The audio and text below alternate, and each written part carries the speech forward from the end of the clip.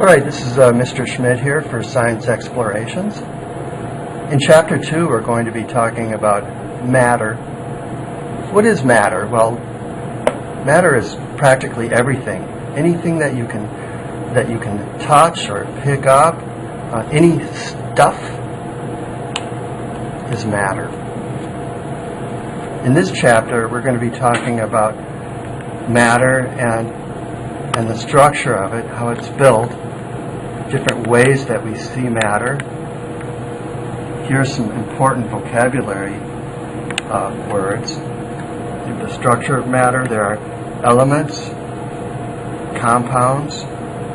Compounds are made of molecules. Elements are composed of atoms. In an atom you have different parts. You have the nucleus at the center, and three other smaller particles, the proton, neutron, and electron.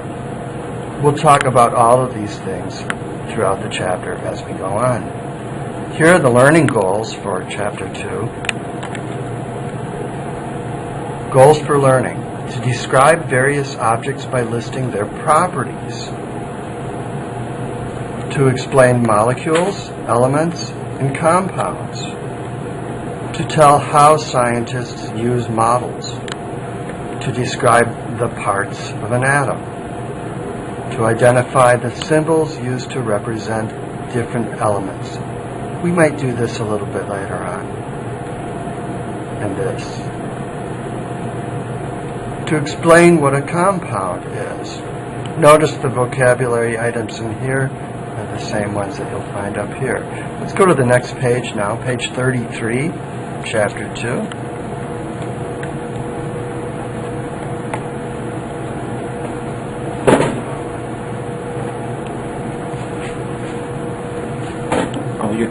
What are some properties of matter? If someone asked you to describe sugar, what would you say? Well, you might say it is a solid made of small individual pieces. Each part of that description tells a property of sugar. A property is a characteristic that helps identify an object. The description here identifies two properties of sugar. One property is it is a solid. Another is it is made of small individual pieces. This description of sugar is correct, but it isn't enough to accurately identify sugar. As you can see in the photo, sand has the same properties. The description could be made more useful by adding other properties. For example, you might add color and taste. Your description of sugar becomes, it is a white solid made of small individual pieces that have a sweet taste. Sand could be described as a tan solid made of small individual pieces that have no taste. Let's go to page 34.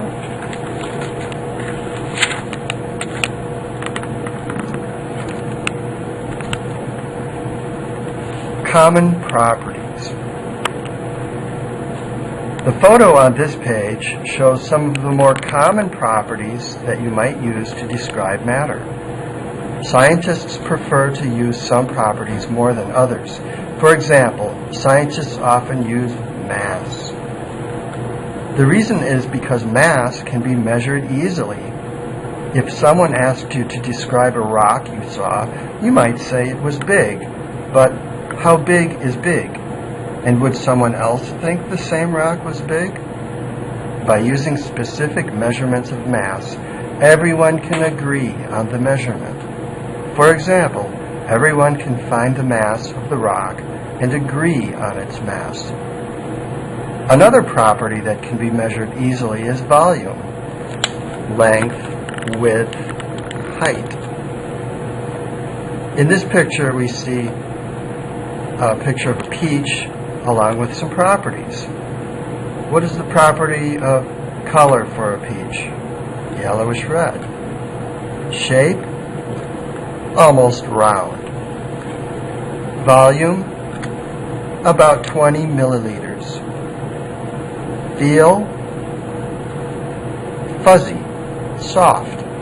Size, similar to a baseball.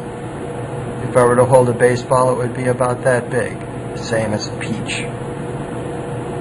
Mass, how much does it weigh? Well, on Earth it weighs about 0.023 kilograms. Taste, sweet. Smell, pleasant, sweet. The caption asks, which of these properties are easy to measure? Some properties, such as color, cannot be measured as easily. Because of this, descriptions based on color can be misunderstood or hard to understand. For example, how would you describe the color of the fruit in the photo above? One person might describe the color as pink, while another would call it yellowish red. When describing properties, it is important to be as exact as you can. Use measurements whenever possible. We like to talk about properties that scientists can agree on.